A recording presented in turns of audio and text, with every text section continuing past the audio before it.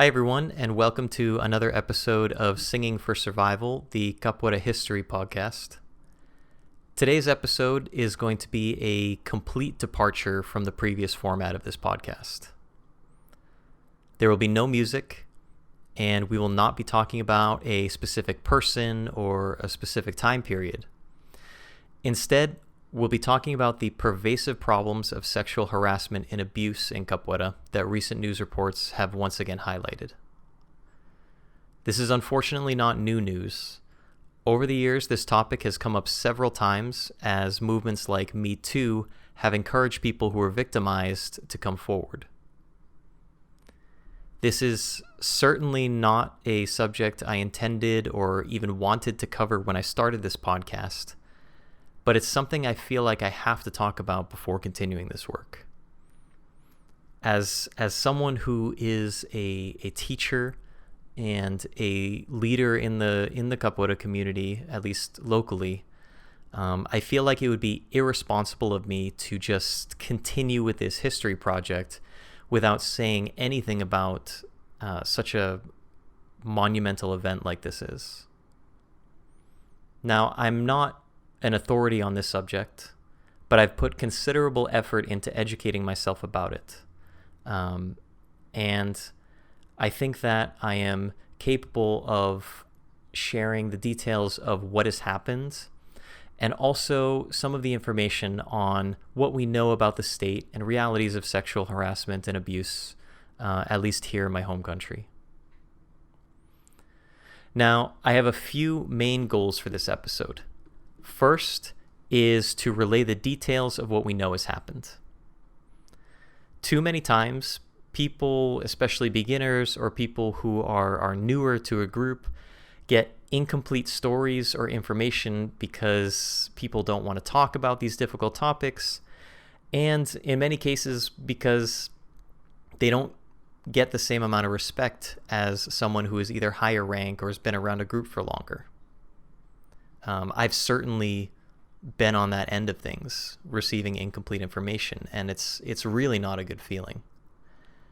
And this makes those people feel excluded from the rest of the group, and it also makes it very difficult for them to make decisions on their future in Capoeira and really even their involvement at all. So I want to start in a place where we can all have the same level of information on at least what we know has happened and where we are. Second is to educate on the realities of sexual harassment and abuse, at least here in the United States. I frequently notice when these conversations come up that there's a fundamental misunderstanding of how common these crimes are, how infrequently they're reported, and how rare false reports are.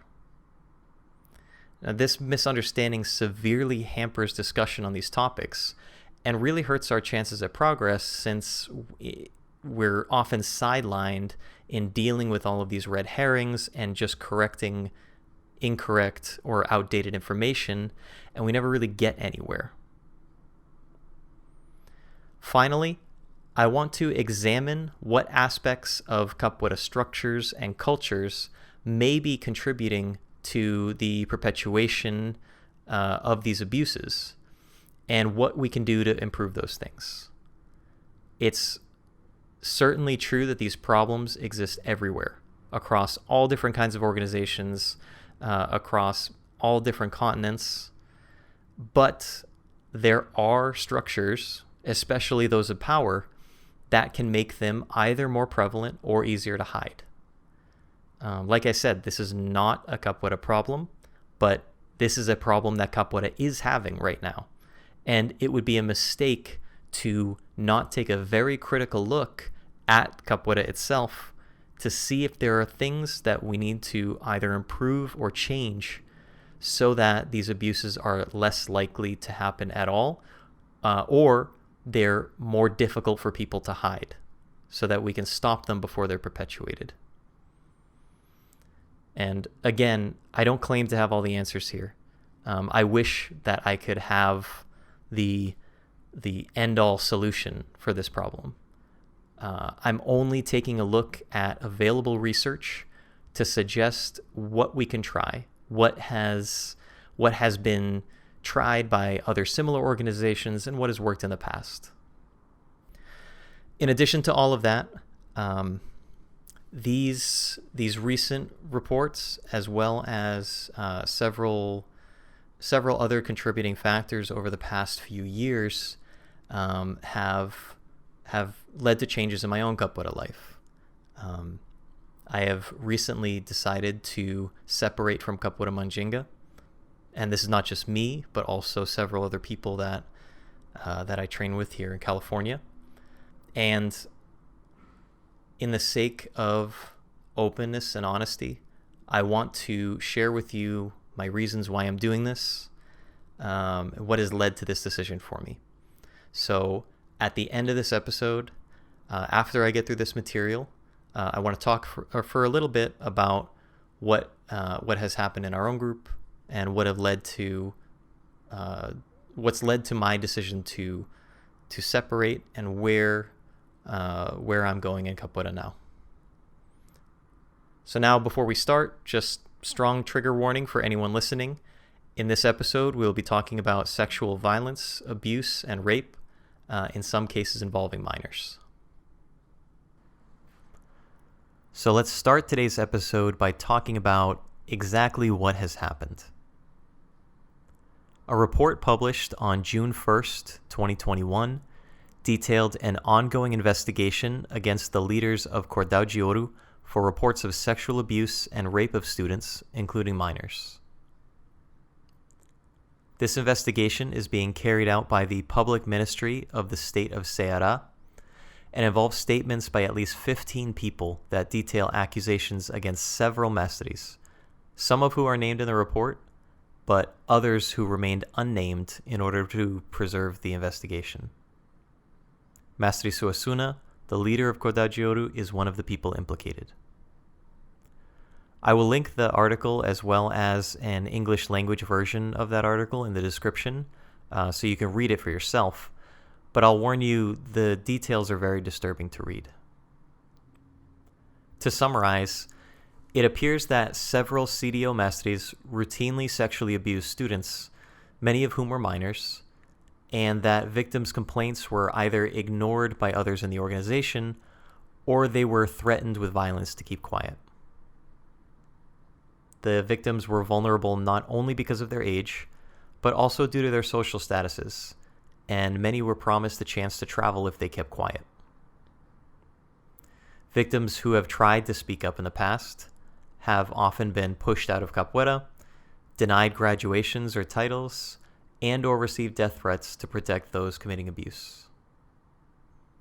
The mestres who have thus far been named in this investigation are Mestre Payacan, Mestre Espirro, Mestre Quebrinha, and Mestre Suassuna. Espirro has very recently also been exposed when a video surfaced of him just 2 years ago publicly masturbating on a bus. The person who recorded that video says he was being followed by Espirro on that bus and started recording in an effort to get him to stop. The release of this video has encouraged other people to come forward with their experiences and has at least partially led to the current investigation. The scope and impact of these revelations is really just staggering. Not only because of how big of names these people are in the capoeira world, but also because of how systematized this appears to be. It seems that several people across the Cordão de Ouro leadership, at the very top levels of the leadership, were aware of some of these things happening and actively participated in either downplaying or excusing these things to help protect those abusers. It's hard not to draw parallels between this and the Catholic Church, in just the fact that these are minors being abused in many cases. These are very vulnerable people who are essentially, capoeira is a large part of their life, and the people committing the abuse are essentially in control of their progress in that. So that leverage was used against them in order to abuse them, in order to harm them. And it's really devastating to hear that something like this had been going on for so long, especially for someone who's been in capoeira for a long time and it's a very important part of my life. It's hard to deal with these things when they happen. But like I said in the intro, this is sadly not entirely new news. I'd say the scope and gravity of this is certainly new, but the fact of sexual misconduct being a problem in capoeira is something that we've known. And this partially came to light because of the MeToo movement here in the United States, and a bit around a survey that was conducted a little more than 2 years ago that was led by capoeiristas here in the Bay Area. So there was an online survey that was conducted to collect information from people in the capoeira community about sexual misconduct that they witnessed or experienced, and these are just some highlights from that survey.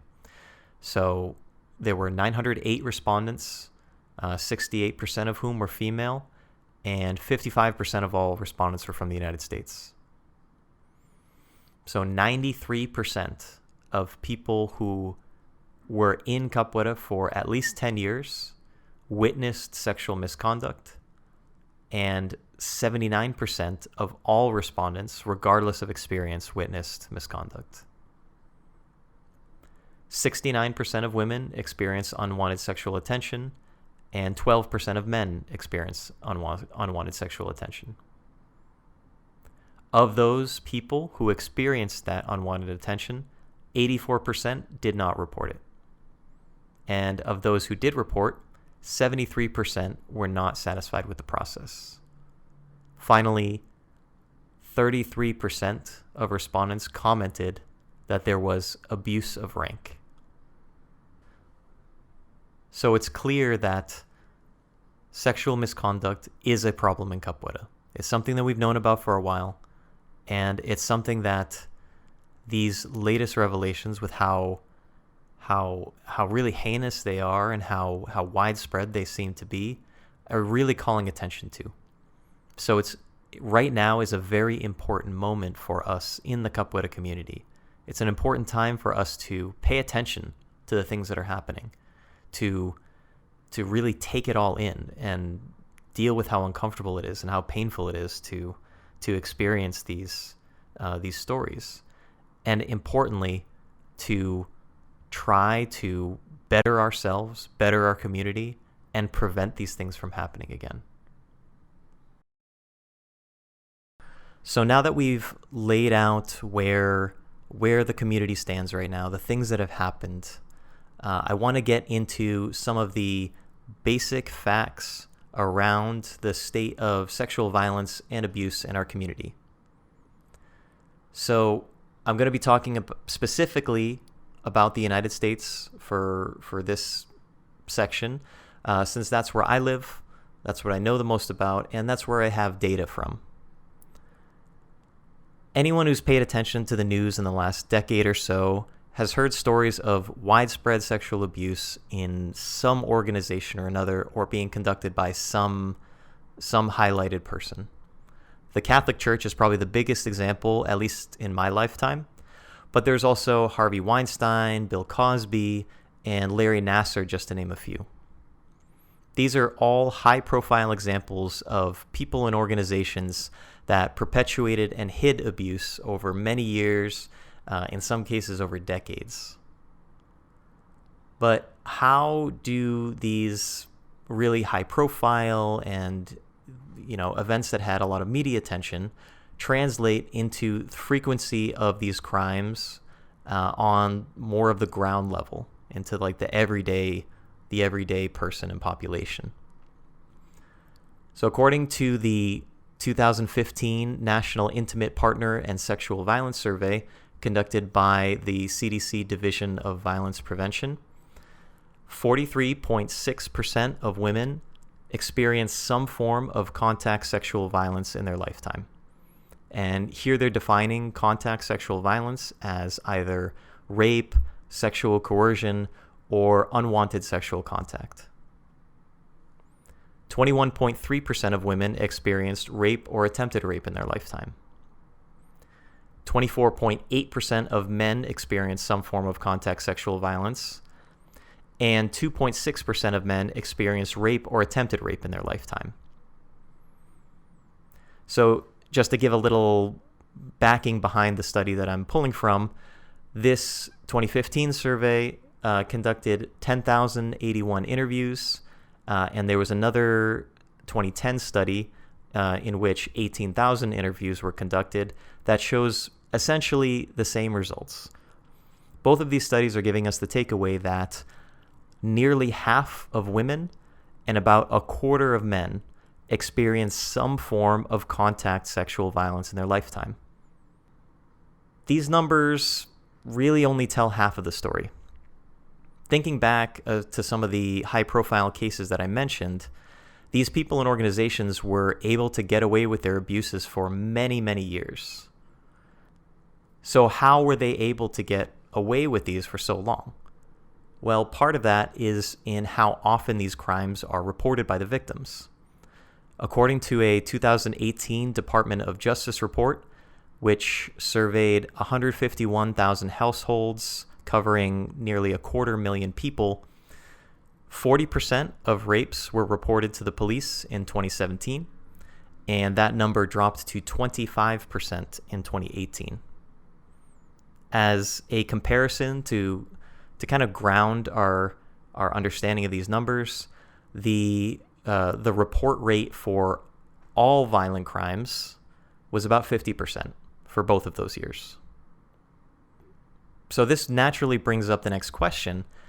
If these crimes are so common, covering nearly half of women and a quarter of men, why are these report rates so low? Lower even than violent crimes in general. Why are so many victims staying quiet? Now, there's a lot of material that we could go into on why people don't speak up, but I think it would be most helpful to look back at the survey done within the Capoeira community, since that exact question was asked. In that survey, people who had experienced some sort of sexual harassment, violence, or abuse were asked to list their reasons for not reporting. And in those reasons, 43% of respondents included, "I did not think anything would be done." 41% included that they felt uncomfortable making the report. 28% included that it was not important enough to report. And 25% included that they took care of the problem themselves. So the reason I want to really narrow in on the responses from this report is because they really tell us a lot about why victims don't report the things that happen to them. And the reasons that are listed here are reflective of what our currently available literature says. So it's a nice microcosm for us to really dig into this subject. So let's first start with a statement that the person felt uncomfortable making the report. Very often, someone who is a victim of abuse was victimized by someone who has some level of power over them. Oftentimes, this is an employer. It can be someone they know. It can be a parent. But it all remains that there's some kind of power that person has over them, or there's some control that they have over certain aspects of their life. So immediately, there's the thought of the consequences that a person who has that level of power or control could enact on the victim.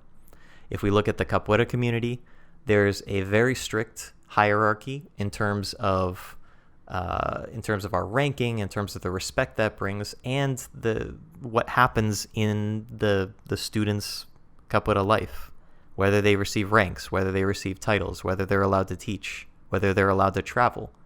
All of these things are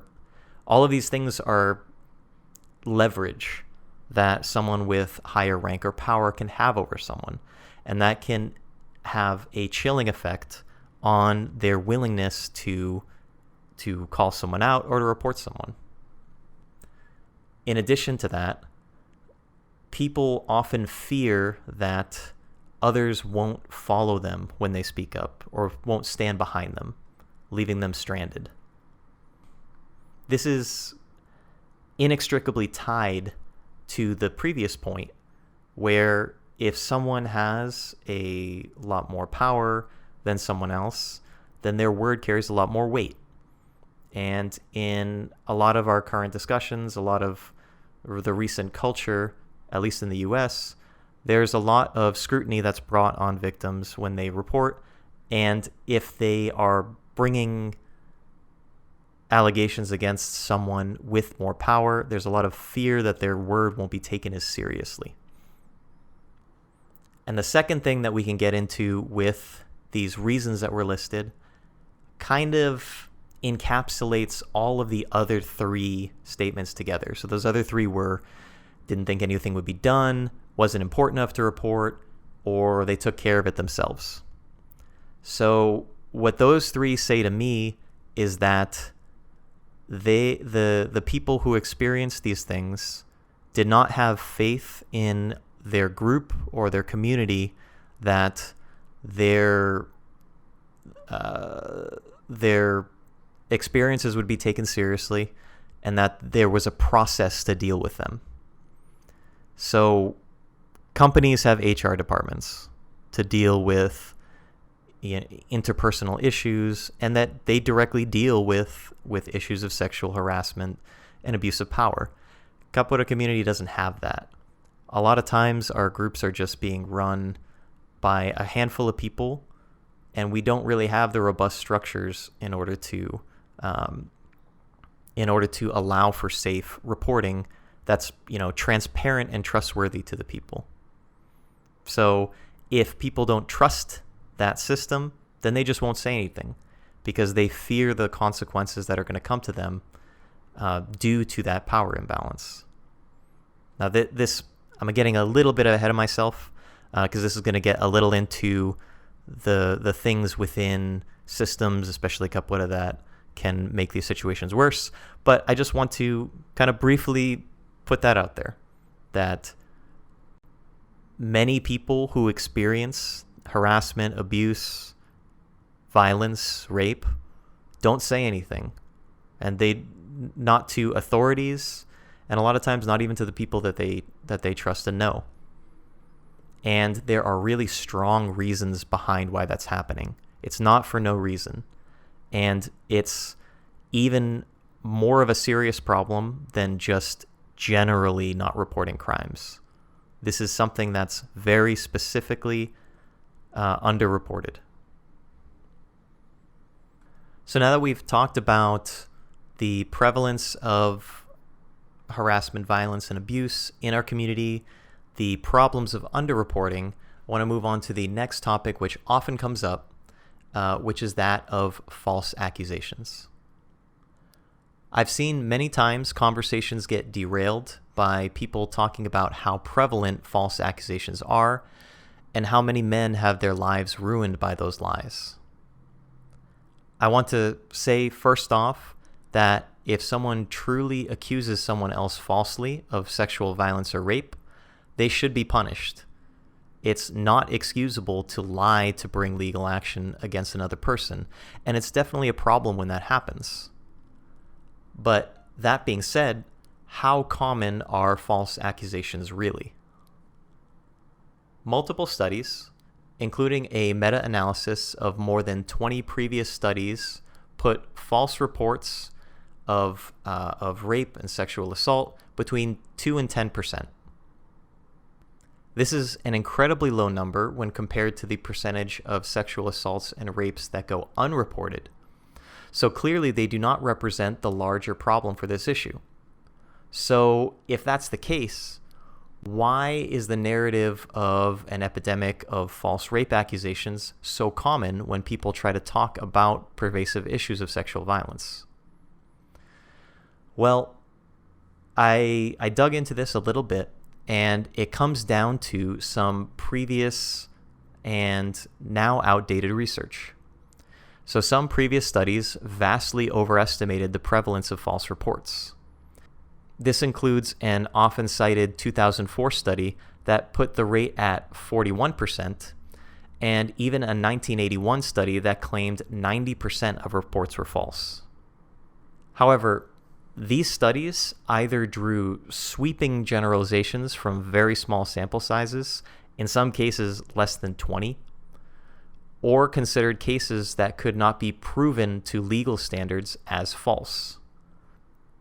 This is obviously going to inflate the number of quote-unquote false accusations, since it's often difficult to provide hard physical evidence of things that have happened, especially things that happened in the past.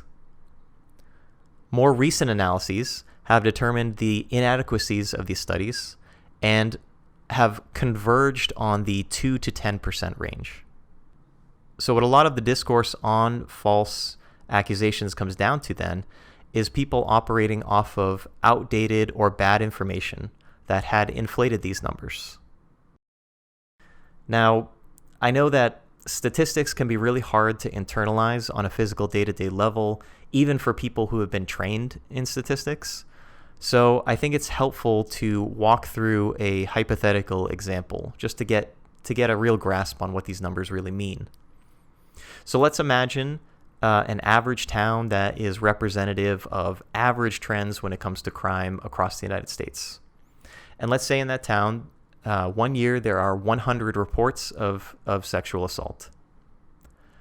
According to our previous stats, 2 to 10% of those reports will be false, meaning that at a minimum, 90 of those reports are legitimate.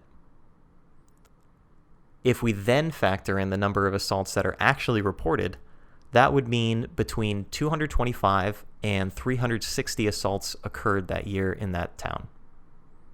So to package these together, in this town, in that 1 year, we would have had up to 360 assaults actually occur and 2 to 10 false reports being issued. And again, to go back, I think that giving a false report of a sexual assault is terrible and should be punished, but it is clearly not the bigger problem here. And derailing the conversation to focus on them is really not a productive use of our time. Now that we've spent some time digging into the basics and the facts around sexual harassment and abuse in the United States, I want to delve deeper into how this relates to organizations that are similar to Capoeira.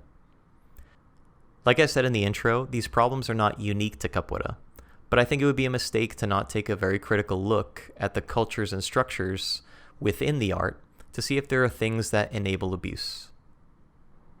From the reading I've done, it seems there are 3 major things that can make an organization more prone to sexual harassment and abuse. And those are it being male-dominated, strongly hierarchical, and having a lack of accountability or consequences for bad behavior. So let's walk through these one by one. For the first part, being male-dominated. And for this point, I am not saying that abuse is an inherently male thing. I'm not saying that women can't be abusers or even enable abuse themselves. That absolutely happens, and abuse is not something that is intrinsically male. But studies have shown that men in these male-dominated organizations have a harder time recognizing when women are being treated in a sexist way.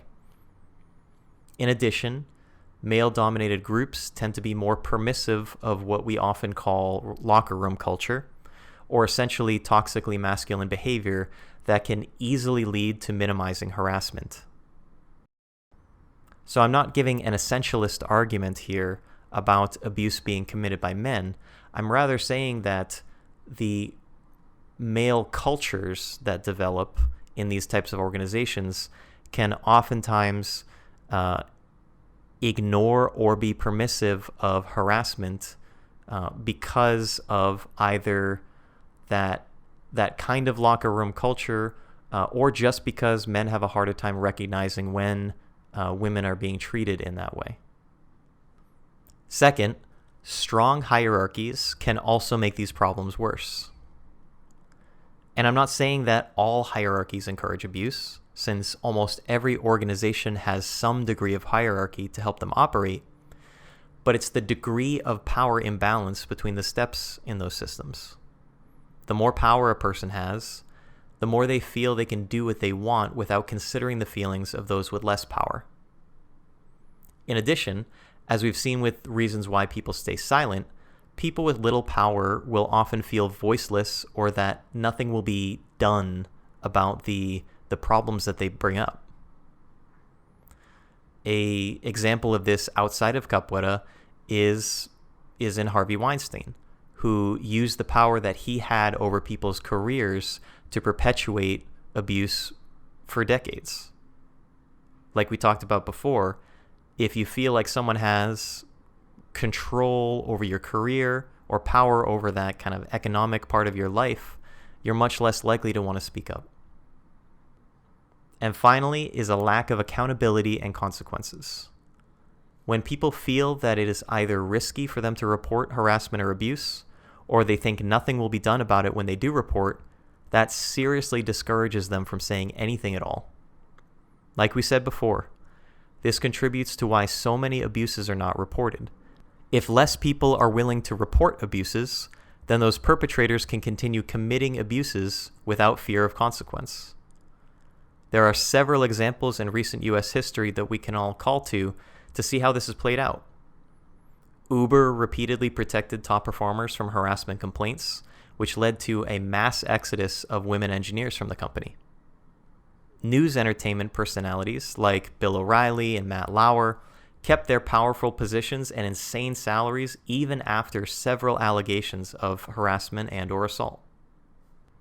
Seeing these things happen, seeing people get away with abuse, away with harassment, really makes people lose faith in the systems that they're a part of. That's why we saw so many people, particularly women, leave Uber when they showed that they were unwilling to bring consequences against their top performers because they were top performers. So I gave some examples of outside of Capoeira, but how do these three categories relate to the Capoeira community, the Capoeira structure, the typical structure of our groups? And it's clear that, we check essentially all three of the boxes. Capoeira is, at least traditionally, very male-dominated. Of course, this varies a lot across the United States in different groups, but still, the leadership among Capoeira, the most influential mestres, teachers, personalities are predominantly male. And Capoeira certainly has a strong hierarchical structure. There is a whole lot of reverence that is given to people who've been in Capoeira for a long time, especially to mestres. And it's partially because of what the rank of mestre actually is.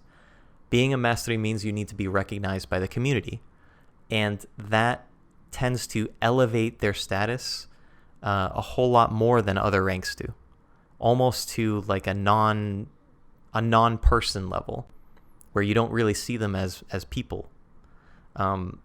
There's one example of this from my own life in Capoeira that I always come back to when I think about this subject. I was invited to a Capoeira workshop where there was a very famous mestre who was being invited. He had traveled just for this workshop, and we were all very excited to attend. I was relatively young in the art. And we all get there. We all get to the venue of the workshop, and the people who are organizing essentially gather us all together and tell us, all right, guys, when the mestre shows up, we need you guys to really make sure to give him a whole lot of applause, make sure you're shouting and be really, really enthusiastic, because if you don't, then he may leave. He may just walk out. And that experience really stuck with me, because it seemed like, it was ridiculous to me at the time, but it was something that was just kind of came with the territory, so you kind of go along with it. But it's easy to see how that level of reverence is not healthy. How can you be told that about someone who's coming to visit and then expect to, see them as a fellow person? So that kind of level of hierarchy certainly exists in Capoeira across lots of different groups. And it's something that can be extremely problematic. It's something that I think contributed a lot to the abuses that we saw in this recent report, especially to how long they were able to be perpetuated for. And then finally, we go back to the lack of accountability and consequences. So from the survey that was conducted back a few years ago, it's clear that people felt that there was a lack of accountability then. And people have felt this for some time. And it's also clear when we look at this report that there is a lack of accountability and consequences, since people were committing these offenses for many years, and some of the other people implicated were told about it.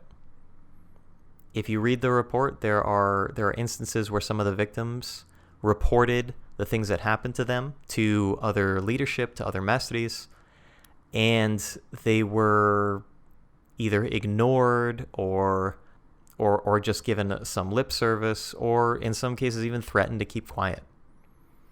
So this lack of accountability and consequences is certainly going to degrade people's confidence in the current structures we have in Capoeira. And it's really indicative to me that there are serious problems that we have to address. So now, given all of this information, the big question for all of us in the Capoeira community is now, what do we do about this? What changes do we make to prevent these things from happening again, or to dealing with them if they ever do? To try to start to answer this, I want to get into some recent work that was done by the U.S. military. The military performed a review and study on harassment and abuse within their ranks in 2014, as waves of allegations of widespread abuse were breaking. The military is also a male-dominated, strongly hierarchical organization, so in many respects can be prone to similar problems as Capoeira. This review posited the following things that would be effective in reducing incidents of harassment. 1. Clearly, widely distributed policies on harassment. 2. Regular education. 3. Formal and informal reporting, investigation, and remediation procedures.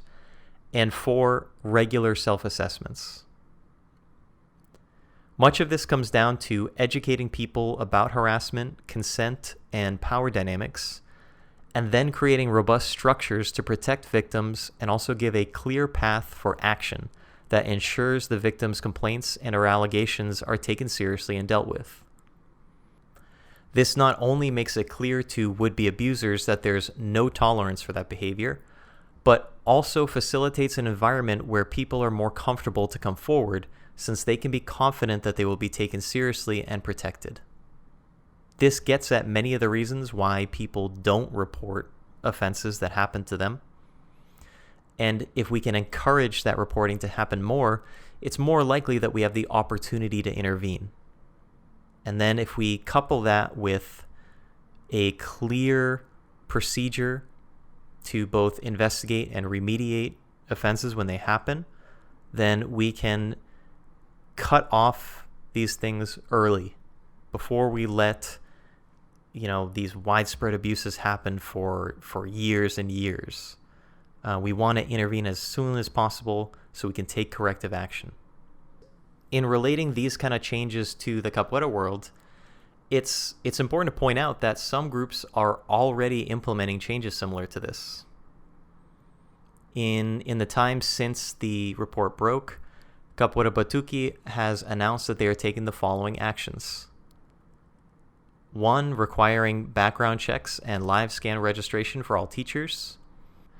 2, providing training for teachers and staff on how to recognize, disrupt, and report sexual misconduct. 3, implementing a committee for handling grievances. 4, providing parents with resources for discussing safety issues with children. And 5, committing to not invite or financially support offending mestres. These are all great steps in helping make their capoeira group more resilient to these kind of offenses, and to help their students feel more safe and give them confidence that if something happens, there's a procedure to help them deal with that. My opinion is that these issues cannot just be solved at the group level, primarily because groups are always visiting and interacting with each other at events, rodas, visiting classes, and it's important that we all have the same standards community-wide. I want to know that when I bring my students to visit another group, that group has the same systems in place to keep them safe. In addition, our community at large has lots of really great and talented people with really varied skill sets that can benefit the community across all of the different groups. We don't have to all be by ourselves trying to figure this out. The more we cooperate, the better we can all do together. I think that the steps taken by groups like Capoeira Batuque are fantastic. I really respect what they're doing and am inspired by it myself. And I think that some of the conversations that are happening community-wide here in the Bay Area are also really encouraging to me, because I think this community cooperation is something that's absolutely critical for us to make the changes that we need in order to correct for the features of the capoeira community and the group structure that are not conducive to safety.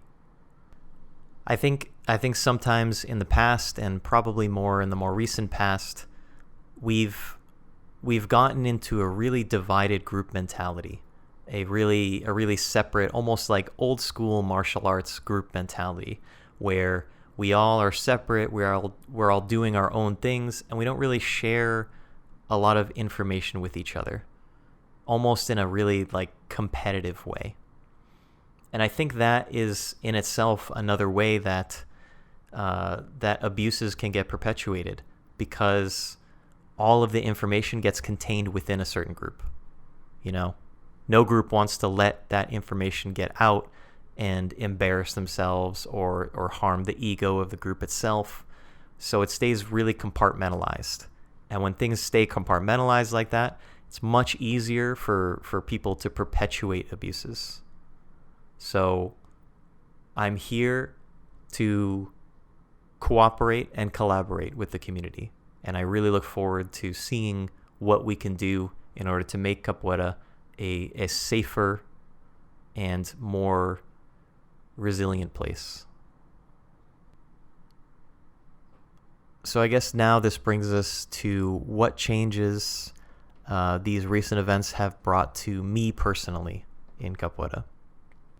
I'll say that this was definitely a very challenging time. It was very hard hearing a lot of these allegations against the people that were listed in this report, partially because some of them, like Mestre Quebrinha, are people that I know and have had interacted with in the past. And some people were people very important to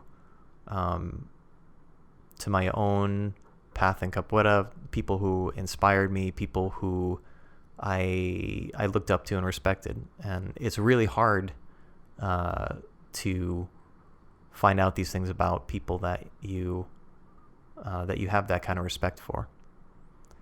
But in the aftermath of these allegations, I, along with other people that were formerly a part of the Oakland branch, have chosen to separate from Capoeira Mandinga and from Mestre Marcelo.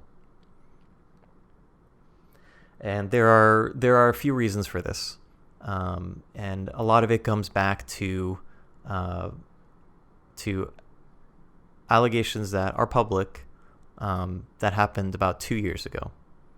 So 2 years ago, it was revealed that Mestre Marcelo had an inappropriate relationship with a student who was a minor at the time. And this relationship had happened back sometime in the early 2000s. And when I say it like this, I'm not trying to downplay or sugarcoat this. This was sexual abuse. This was child abuse. But I don't know how old the student was. I've heard many conflicting things from people in the community, from people in our group, from Mr. Marcelo himself. And so suffice to say, the student was a minor. And at that time, there were several members of the group who immediately chose to leave because of this. There were others who tried to find some sort of reconciliation with Mestre Marcelo, and due to that being unsuccessful, left. And then there were those of us, like myself, who chose to stay at the time in order to try to find some sort of reconciliation to keep the group together and to rebuild Capoeira Mandinga in a way that was going to keep or hold Mestre Marcelo accountable, but move forward still under the Mandinga banner. There were changes that we were successful in making, and there were changes that we were not successful in making. And part of the reason why I'm choosing to leave is the fact that I don't feel that this was properly dealt with. I don't think that he was properly held accountable, and I don't think that the changes that we wanted to make, like changing the business structure of the group into a more cooperative model to level out some of the power dynamics, were successful. Second is that he has chosen to respond to these recent allegations in this report in a way that seeks to protect those who are accused, downplay the alleged crimes, and discredit the victims. And this is,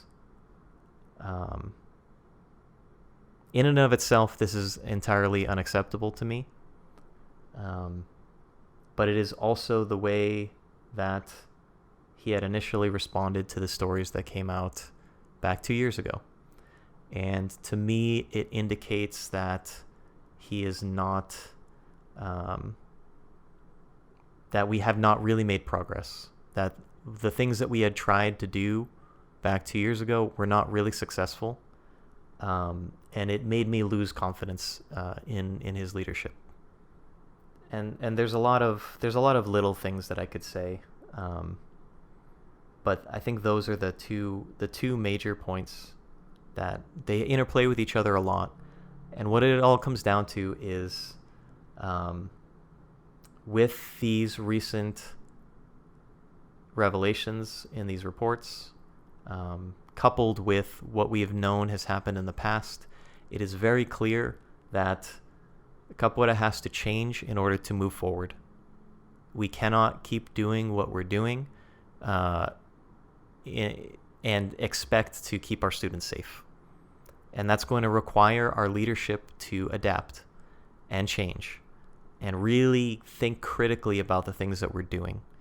And because of his past actions and because of the way that he has dealt with those and the way that he has dealt with these most recent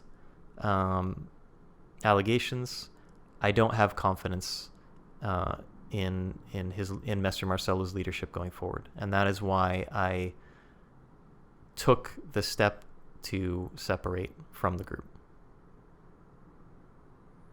Now, if anybody has any additional questions for me about my reasons, you're more than welcome to send me a message. I'm more than happy to talk about it.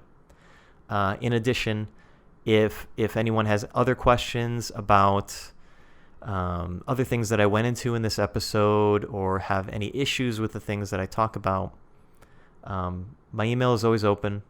I'll include it in the description. Please feel free to send me a message. I'm always happy to talk about that and try to improve my own approaches more. But with all of that, I want to wrap up this episode with a quote from Father Donald Cozzens, who was someone who wrote extensively about the problematic culture of the Catholic Church during the time when stories of widespread abuse within the church were revealed. He wrote, quote, "We are witnessing the collapse of the Roman Catholic Empire, not, I hope, of the Roman Catholic Church. Empires, whether temporal or ecclesial, no longer work." End quote.